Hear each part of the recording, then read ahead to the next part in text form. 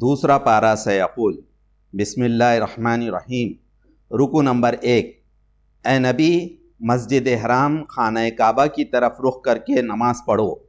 یوں تو مشرق و مغرب سب ہی سمت اللہ کے ہیں، لیکن کعبے کو قبلہ قرار دینے میں جو مصلحتیں ہیں ان سے یہ نادان واقف نہیں ہے۔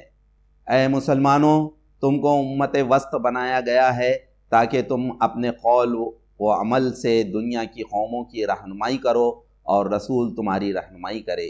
اس رکوع میں تبدیل قبلہ کا حکم ہے، یہاں سے تخاطب یہودیوں سے پھر مسلمانوں کی طرف پھر گیا ہے۔ رکوع نمبر 2، مسلمانوں نیکیاں حاصل کرنے میں سبقت کرو، تم لوگوں سے نہ ڈرو بلکہ مجھ سے ڈرو، تم میری نعمتوں کے مستحق بنو گے اور راہ راست پاؤ گے، اور رسول کی پیروی کرو جو تمہیں ہماری آیتیں سناتے ہیں، تمہاری زندگیوں کو سنوارتے ہیں اور تمہیں کتاب و حکمت کی باتیں بتاتے ہیں۔ اگر مجھ کو یاد رکھو گے تو میں تم کو یاد رکھوں گا، میرا شکر کرو اور کفران نعمت نہ کرو۔ رکوع نمبر 3، اے مسلمانوں، ہم تمہاری آزمائش کے لیے تم کو کبھی فاقہ کشی اور جان و مال کے نقصان میں مبتلا کریں گے، تم نماز اور صبر کے ذریعے مدد حاصل کرتے رہو۔ اللہ کی راہ میں مارے جانے والوں کو مردہ نہ کہو، ان کی زندگی کا کسی کو شعور نہیں، ان پر رب کی عنایات ہے۔ طواف کعبہ اور صفا و مروہ کے درمیان سعی اور دیگر مناسک حج کو اس رکوع میں بیان کیا گیا ہے۔ قرآن کی تعلیمات تو تمام انسانوں کے لیے ہے، جو لوگ مصلحت اور وقتی مفادات کی خاطر اللہ کے واضح احکامات اور حق بات پر پردہ ڈالتے ہیں، وہ اللہ اور پھر دنیا والوں کی لعنت کے مستحق ہو جاتے ہیں۔ اپنی خطاؤں سے باز آ جاؤ، اللہ سے معافی مانگو، اللہ بہرحال رحمان و تواب الرحیم ہے۔ رکوع نمبر 4، ایمان رکھنے والے لوگ سب سے زیادہ اللہ سے محبت کرتے ہیں۔ زمین و آسمان کی ساخت، رات اور دن کے اختلافات، بارش کا برس کر زمین کے دوبارہ زندگی بخشنا سمجھنے والوں کے لیے وحدت خداوندی کی نشانیاں ہیں۔ جو شخص کسی دوسرے کو اللہ کا ہمسر بنائے گا، اللہ کی سخت سزا سے بچ نہ سکے گا۔ رکوع نمبر 5، اے لوگو، زمین میں حلال و پاک چیزیں ہیں، انہیں کھاؤ، اللہ کا شکر کرو۔ تم پر مرا ہوا جانور، خون اور سور کا گوشت جس چیز پر اللہ کے سوا کسی اور کا نام لیا گیا ہو حرام کر دیا گیا ہے۔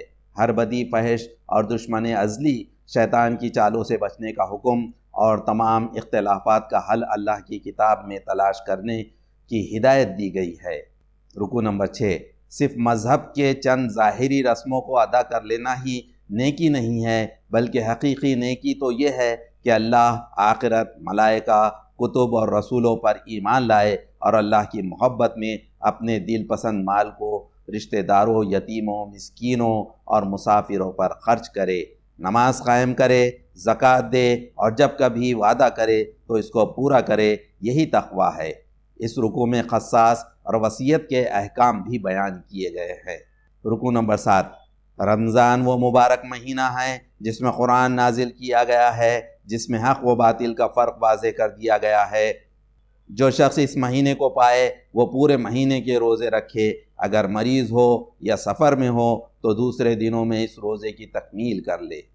اے نبی، میرے بندے میرے متعلق پوچھے تو انہیں بتا دو کہ میں ان سے قریب ہوں، پکارنے والے جب پکارتے ہیں تو میں ان کی پکار سنتا ہوں اور جواب دیتا ہوں، لہٰذا میری ہی بندگی اور اطاعت کریں۔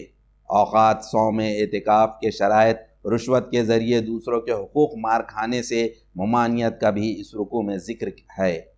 رکوع نمبر 8، اے نبی، لوگ تم سے چاند کے گھٹنے بڑھنے کے متعلق پوچھتے ہیں تو ان سے کہہ دو کہ یہ تاریخوں کے تعین اور حج کی علامتیں ہیں۔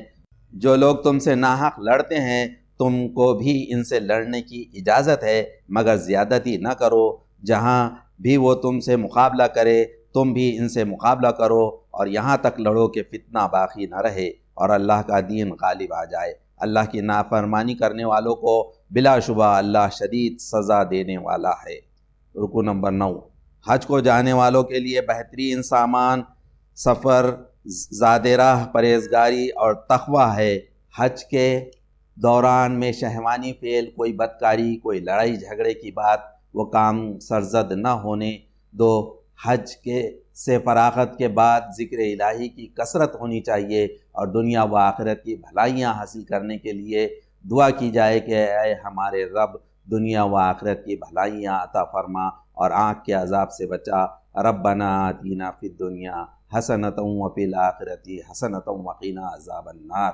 اے مسلمانوں، دنیا و آخرت کی بھلائی اسی میں ہے کہ تم مکمل طور پر اسلام میں داخل ہو جاؤ۔ تمام معاملات آخرکار اللہ ہی کے آگے پیش ہونے والے ہیں۔ رکوع نمبر 10۔ جن لوگوں نے کفر کی راہ اختیار کی ان کے لیے دنیا کی زندگی بڑی محبوب و دل پسند بنا دی گئی ہے۔ بنی اسرائیل کی ذلت و زوال کا ذکر کرتے ہوئے فرمایا جا رہا ہے کہ دنیا میں ہمیشہ ایمان لانے والوں کو خدا کے باغیوں سے مقابلہ کرنا پڑتا ہے، لہٰذا یہ ایمان کا تقاضا ہے کہ اس دین کو قائم و غالب کرنے کی کوشش میں اسے جسم و جان اور مال سے جہاد و قتال کے لیے تیار رہنا ہوگا۔ جنگ و قتال میں فرض ہو جائے تو بخوشی جہاد کرنے کا حکم دیا گیا ہے۔ والدین و رشتہ داروں اور دیگر ضرورت مندوں پر خرچ کرنے کا حکم ہے۔ رکوع نمبر 11۔ اس رکوع میں حرمت کے مہینوں کا ذکر ہے مگر فساد قتل سے شدید جرم ہے۔ اسی رکوع میں شراب اور جوئے کی نجاست و خرابی کا بھی ذکر ہے اور مسلمانوں کو حکم دیا گیا ہے کہ مشرک سے جب تک وہ ایمان نہ لائے نکاح حرام ہے۔ رکوع نمبر 12۔ ایام حیض میں اپنی عورتوں سے مباشرت نہ کرو، نیک کام نہ کرنے پر اللہ کی قسم نہ کھاؤ۔ اگر اپنی عورت سے تعلق نہ رکھنے کی قسم کھا لیے ہو تو 4 مہینے کے اندر رجوع کر سکتے ہو ورنہ طلاق ہو جائے گی۔ حقوق میں عورتوں اور مردوں کو ایک دوسرے پر مساوات حاصل ہے مگر مردوں کو ایک درجہ فضیلت عطا کرنے میں اللہ کی حکمت و دانائی کا تذکرہ ہے۔ رکوع نمبر 13۔ جو شخص اپنی بیوی کو 2 طلاق دے کر رجوع کر چکا ہو وہ جب کبھی تیسری بار طلاق دے گا وہ مستقل طور پر عورت سے جدا ہو جائے گا۔ طلاق دینے کے بعد جو حکم تم انہیں دے چکے ہو سو اس کو واپس نہ لو۔ اگر عورت اپنے مرد کے ساتھ نباہ نہ کر سکتی ہو تو مرد کو کچھ دے کر خلا حاصل کر سکتی ہو۔ عدت پوری ہونے سے قبل اگر حسن سلوک سے نبھانا چاہتے ہو تو رجوع کر لے سکتے ہو ورنہ شریفانہ طریقے سے رخصت کرو۔ اللہ کے احکامات کو کھیل نہ بناؤ، اللہ سے ڈرو، خوب جان لو کہ اللہ کو ہر بات کی خبر ہے۔ رکوع نمبر 13۔ طلاق کی عدت پوری ہونے کے بعد اگر عورت دوسری جگہ نکاح کرنا چاہے تو اس کے نکاح میں مزاحم نہ ہو اور طلاق اور خلا کے بعد بچے کو ماں سے دودھ پلوانا ہو تو اس زمانے میں اس کے کھانے کپڑے کا انتظام حسب حیثیت مرد کے ذمہ ہوگا۔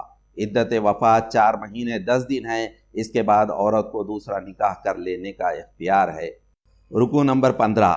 اگر عورت کو چھونے سے پیشتر طلاق دے دی جائے تو مرد پر نصف مہر واجب الادا ہوگا۔ اگر مہر کی مقدار مقرر نہ کی تھی تب بھی اپنی مقدرت کے موافق کچھ نہ کچھ دینا ہوگا۔ نمازوں کی حفاظت کرو، خصوصاً ایسی نمازیں جو محاسن صلاۃ کی جامع ہو۔ نماز میں ایسے کھڑے ہو جیسے کہ فرما بردار غلام کھڑا رہتا ہے۔ بدامنی کی حالت میں پیدل ہو یا سوار، جس طرح ممکن ہو نماز پڑھ لو۔